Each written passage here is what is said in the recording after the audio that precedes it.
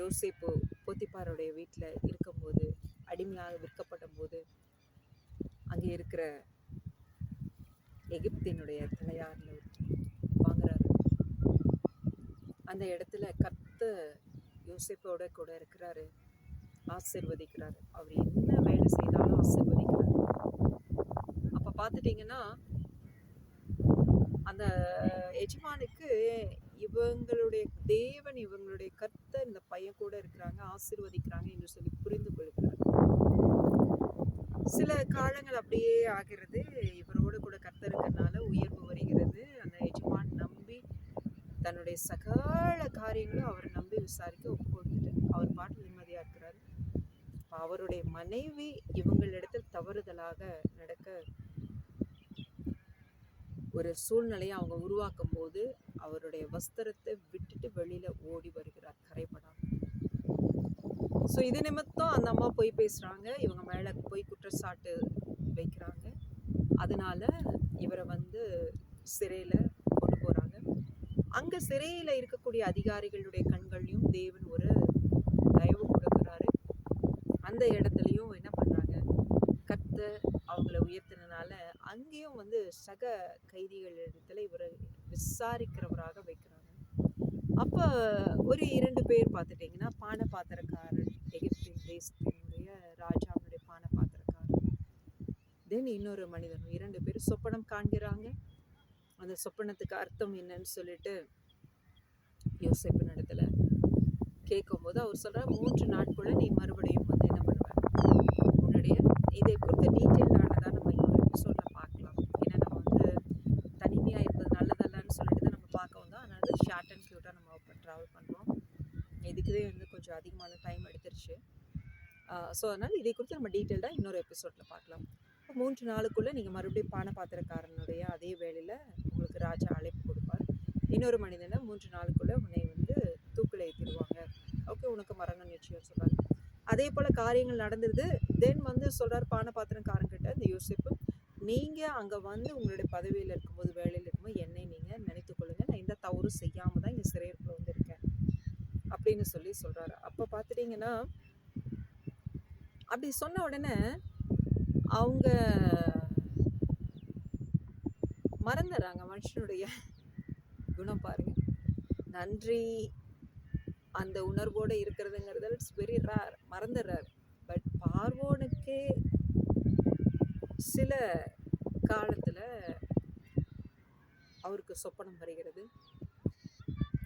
7 பசு நல்லா கொழுவென்று இருக்கிறது, 7 நொய்ந்து போன மாடுகள் அவற்றை என்ன பண்ணி விழுங்கி போடுகிறது. இதே போல அந்த நெற்கதிகள் இந்த மாதிரி சில சொப்பனம் கொடுத்த உடனே அவர் கேட்குறாரு. அவங்க ராஜ்யத்தில் இருக்கவங்க எல்லாரையும், எந்த மந்திரவாதிகள், குருக்கள், யாருக்குமே தெரியல. ஆனா யாருக்கு தெரியுது, சொப்பனக்காரன் அப்ப ஞாபகம் வருது. எனக்கு சொப்பனம் வந்தபோது யோசேப்பு என்கிற ஒரு மனிதன் எனக்கு இந்த மாதிரி விவரிச்சு சொன்னாரு, அவரை கூப்பிடலான்னு. நொடி பொழுது, அழிவு நாளும் நொடி பொழுது தாங்க நம்ம வாழ்க்கை. மேலே இருந்து கீழே தள்ளப்படுது. வாழ்க்கை என்பது ஒரு சக்கரம்னு சொல்லுவாங்க இல்லையா?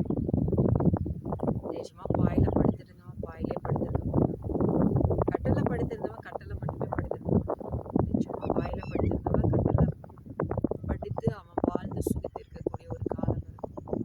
சுகமாய் இருக்கிறவங்க ஒரு காலம், கீழே விழுந்து எல்லாவற்றையும் அனுபவிக்கிற ஒரு காலம். அதனால நீங்க இப்ப எந்த மாதிரி சூழ்நிலையில இருக்கீங்க?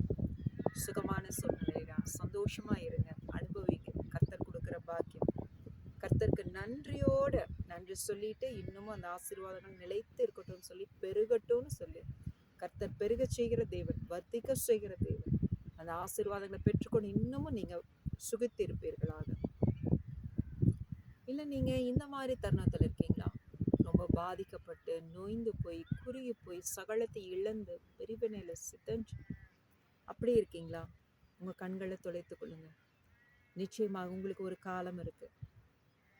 இந்த விழுந்து போன தாவீதின் கூடாரத்தை திரும்பவும் தேவனாகிய கர்த்தர் அதை சீர்படுத்தி, ஓட்டை உடைசல்கள் எல்லாவற்றையும் அடைத்து அதை என்ன பண்ணுவார்? திரும்பவும் கட்டி எழுப்புவார். ம்? இடிந்து போன தாவீதின் கூடாரத்தை திரும்பவும் கட்டி எழுப்புவார். ஆகையினால யூ டோன்ட் வரி. நிச்சயமா சொல்றேன், எனக்கும் அப்படிப்பட்ட ஒரு சூழ்நிலையிலிருந்து கர்த்தர் ஒரு விடுதலையை கொடுத்தார். என்னுடைய மகன்